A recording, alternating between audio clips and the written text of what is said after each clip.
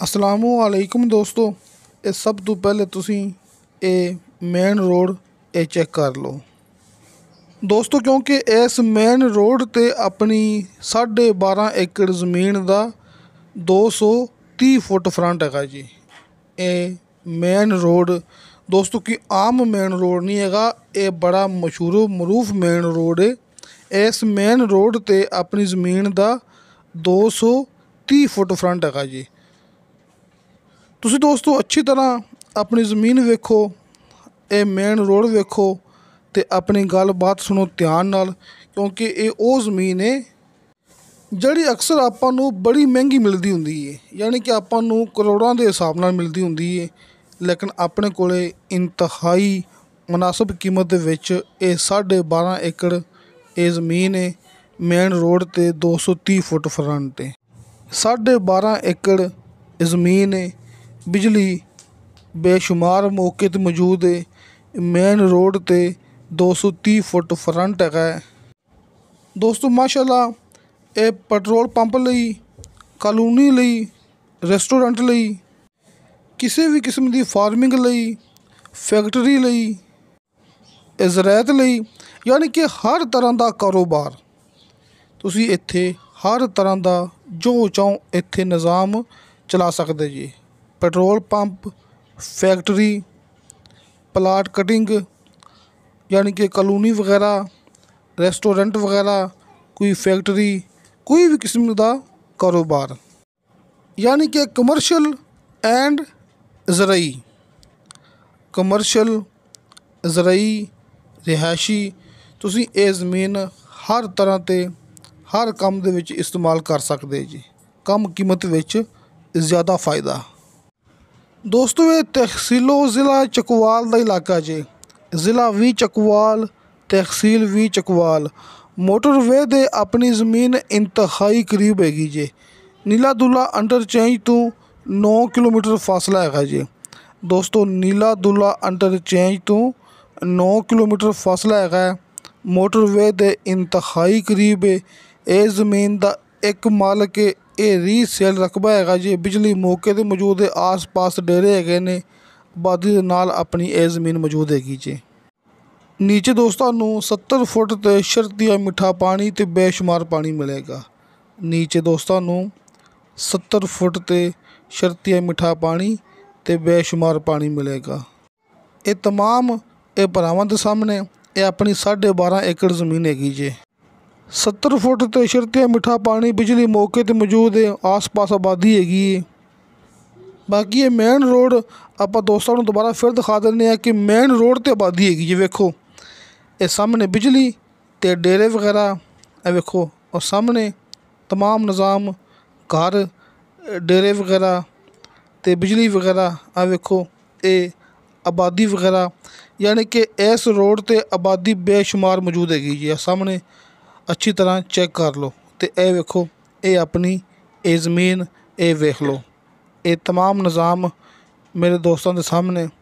ਤੁਸੀਂ ਮੌਕੇ 'ਤੇ ਆਓਗੇ, ਤੁਹਾਡੀ ਮੁਲਾਕਾਤ ਹੋਵੇਗੀ ਡਾਇਰੈਕਟ ਮਾਲਕ ਨਾਲ।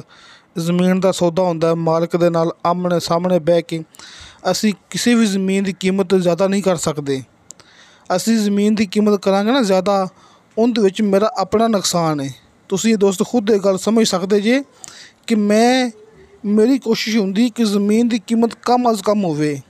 ਅਗਰ ਮੈਂ ਜ਼ਮੀਨ ਦੀ ਕੀਮਤ ਕਰਾਂਗਾ ਨਾ ਜ਼ਿਆਦਾ, ਉਹਦੇ ਵਿੱਚ ਮੇਰਾ ਆਪਣਾ ਨੁਕਸਾਨ ਹੈ।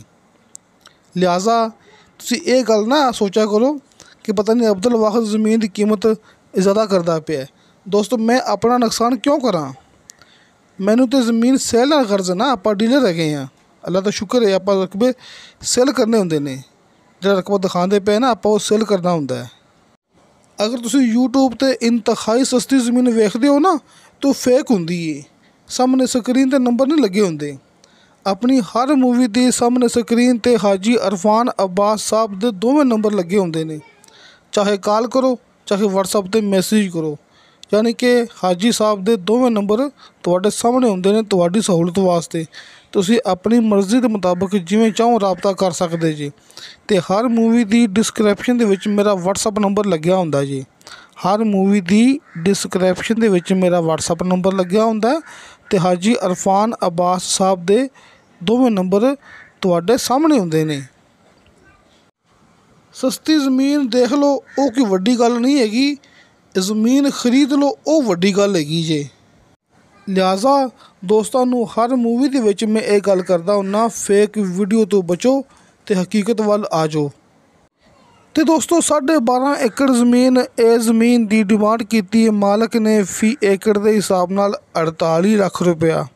ਦੋਸਤੋ 40 ਤੇ 8 48 ਲੱਖ ਰੁਪਇਆ ਫੀ ਏਕੜ ਦੇ ਹਿਸਾਬ ਨਾਲ ਇਹ ਜ਼ਮੀਨ ਦੀ ਡਿਮਾਂਡ।